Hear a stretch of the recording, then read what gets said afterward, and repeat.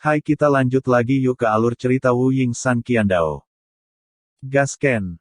Jicheng Daozong naik turun, kekaguman yang tak tertandingi untuk Su Wuzu. Meskipun Su Wuzu adalah murid luar, prestisenya sangat tinggi di seluruh sekte Tao. Ma Qinglin juga sangat mengagumi Su Wuzu. Bagaimana menurutmu? Ma Qinglin bertanya pada Su Wuzu. Kalimat ini membuat Gu Qing sedikit mengernyit. Daozong menyerahkan penanganan masalah ini kepada Su Wuzu, dan itulah yang paling tidak diinginkan Gu Qing. Itu jatuh ke tangan Su Wuzu, dan dia tidak tahu masalah apa yang dia sebabkan. Gu Qing buru-buru berkata, Penatua Ma, Anda dan saya akan membahas masalah ini, dan kita pasti akan mencari tahu siapa yang berada di balik layar. Mengapa para junior harus terlibat? Pada saat ini, Ma Qinglin berkata, murid Taois saya tidak tahu berapa banyak orang yang terbunuh atau terluka dalam beberapa tahun terakhir. Di antara mereka, saya tidak tahu berapa banyak orang yang tidak mematuhi aturan. Jika Su Wuzu memiliki kekuatan hari ini, dia akan mati secara tragis karena itu. Su Wuzu, tentu saja, dia harus mendengarkan pendapatnya.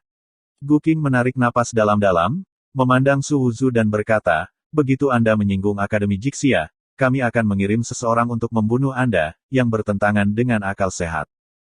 Mungkin, karena inilah kamu melakukan yang sebaliknya.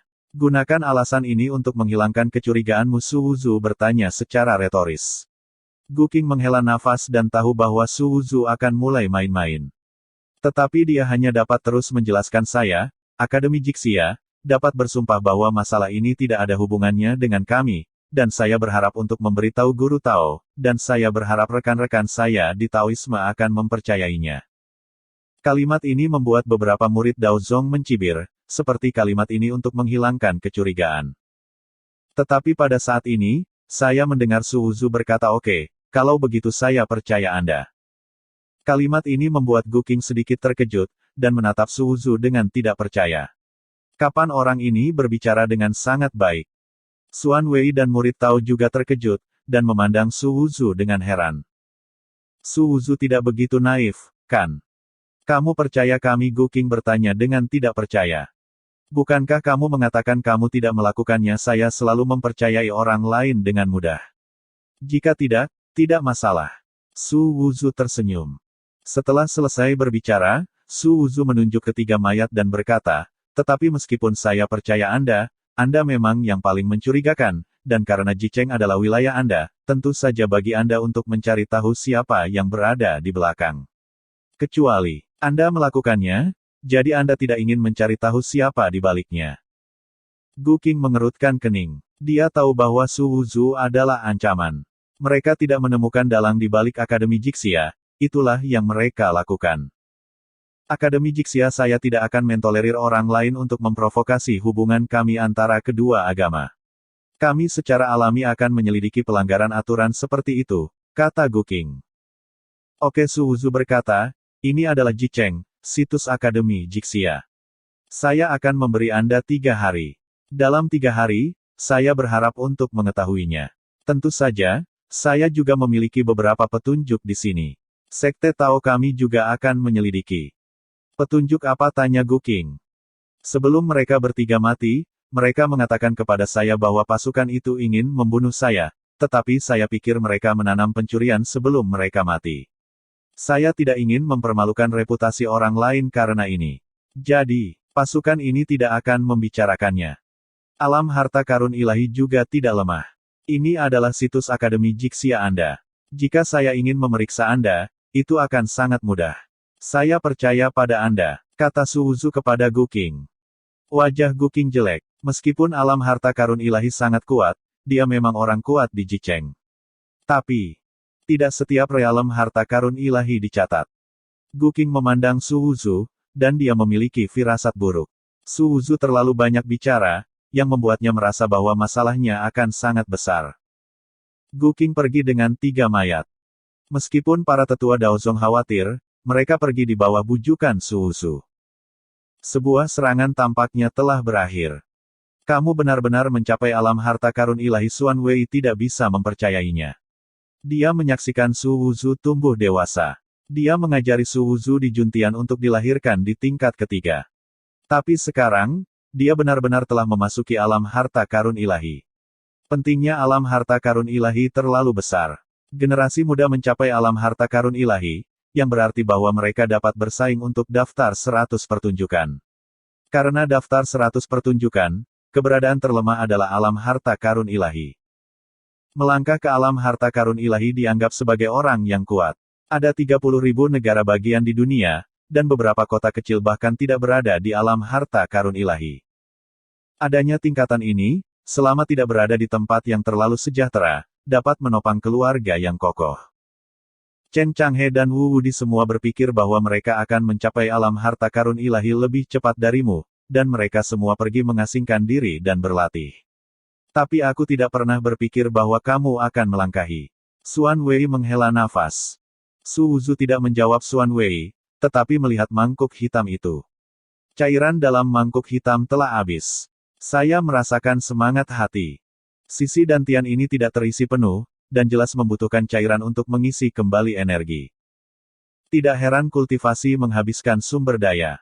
Saya menggunakan mangkuk hitam untuk mengkonsumsinya, apalagi yang lain. Su Wuzu berpikir bahwa jika energi hatinya sendiri harus diisi, dia takut itu akan memakan waktu puluhan ribu tael untuk melakukannya. Su Wuzu memperkirakan bahwa logam yang dikonsumsi oleh satu bagian kotor mungkin bernilai sekitar 120.000 hingga 30.000 tael, atau bahkan lebih. Masih ada 4 jeroan, yaitu, sekitar 600.000 tael diperlukan untuk mengolah kesempurnaan di alam harta karun ilahi. Harus menemukan cara untuk mendapatkan logam. Su Wuzu memikirkan hal ini, tetapi dia berkata kepada Xuan Wei hal-hal itu, Anda harus melakukan dengan hati Anda. Saya hanya bisa memberi Anda 1 hari, saya perlu memfermentasi untuk efek yang diinginkan. Xuan Wei melirik Su Wuzu, dan kemudian pada darah di tanah. Dia menggertakkan giginya dan berkata, saya mengerti jangan khawatir besok, seluruh kota pasti akan membicarakan pelecehan Akademi Jixia terhadap Qin King Mou dan seterusnya. Pada Su Wuzu mengangguk, siap untuk mendiskusikan detailnya dengan Xuan Wei. Ini terjadi hari ini, tepat pada waktunya untuk menyesuaikan strategi. Serangan dan pembunuhan ini datang dengan baik, dan itu datang dengan baik. Daozong juga harus memiliki prestise sendiri. Sementara Su Wuzu dan Xuan Wei sedang merencanakan bagaimana melakukannya, mereka melihat seorang pelayan berjalan di depannya, membungkuk dan memberi hormat, Tuan Su, yang mulia, silakan datang menemuinya. Su Wuzu tertegun sejenak, tetapi dia tidak berpikir bahwa dia baru saja diserang dan dibunuh, dan masih ada orang yang berani mendatanginya. Siapa yang mulia, tanya Su Wuzu. Xuan Wei menarik Su Wuzu ke samping dan menjelaskan dengan suara rendah, yang mulia Wang Zongding, Pangeran Qingsu, putra Pangeran Lu.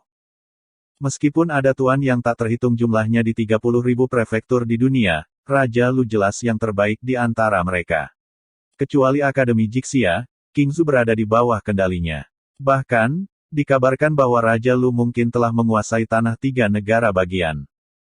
Anda tahu betapa luasnya sebuah negara, dan sulit bagi orang biasa untuk keluar sepanjang hidup mereka.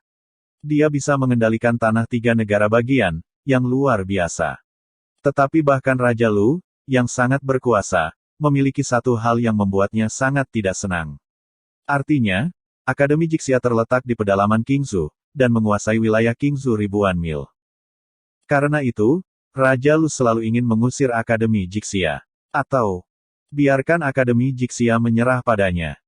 Tapi Akademi Jixia adalah tempat suci, dan berada pada level yang sama dengan para pangeran dalam hal status. Akademi Jixia juga memiliki buku harta karun Tao, dan tidak mungkin untuk menyerah padanya. Lalu, Raja Lu selalu ingin membuat Akademi Jixia segera meninggalkan Qingsu.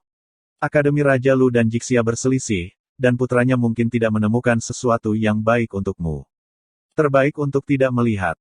Tidak. Su Wuzu memandang Xuan Wei dan berkata. Xuan Wei mengangguk dan berkata, pangeran manapun bukanlah orang yang sederhana. Bahkan pangeran yang tidak disebutkan namanya sama-sama menakutkan.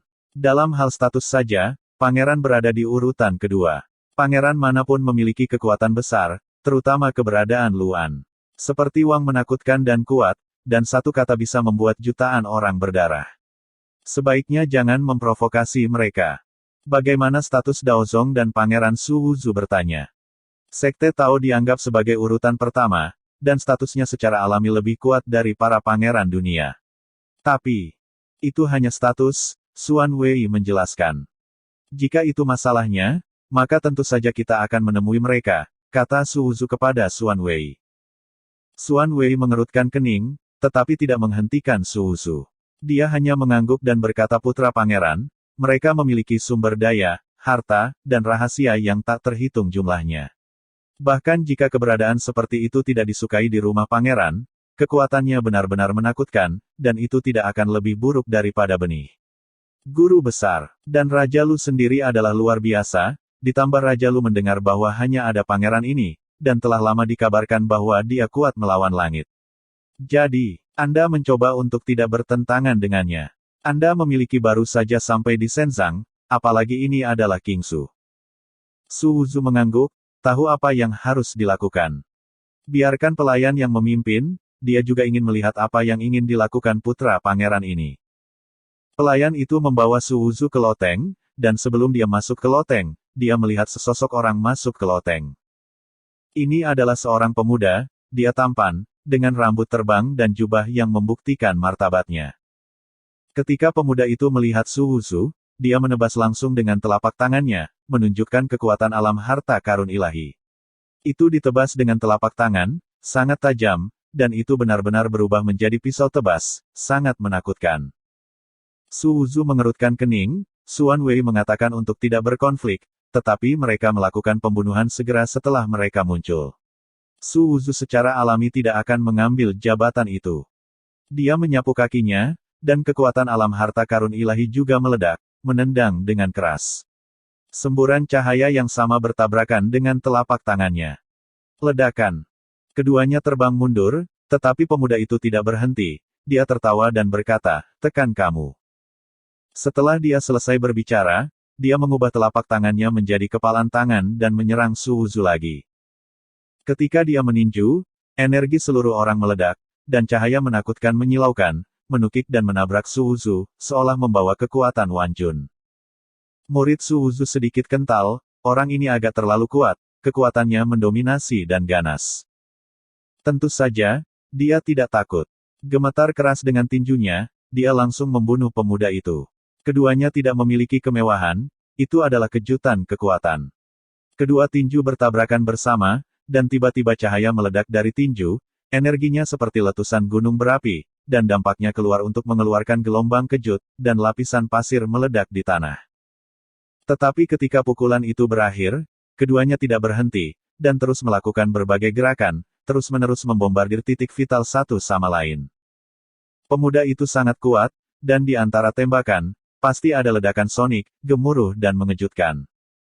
Gelombang kekuatan yang menakutkan demi gelombang, melambai di tangannya, semakin kuat dan kuat, seluruh tubuh sebenarnya seperti pelangi, benar-benar seperti dewa perang, sangat kuat. Su Wuzu menghadapi lawan dengan ekspresi tenang, dan menghadapi lawan dengan tinjunya.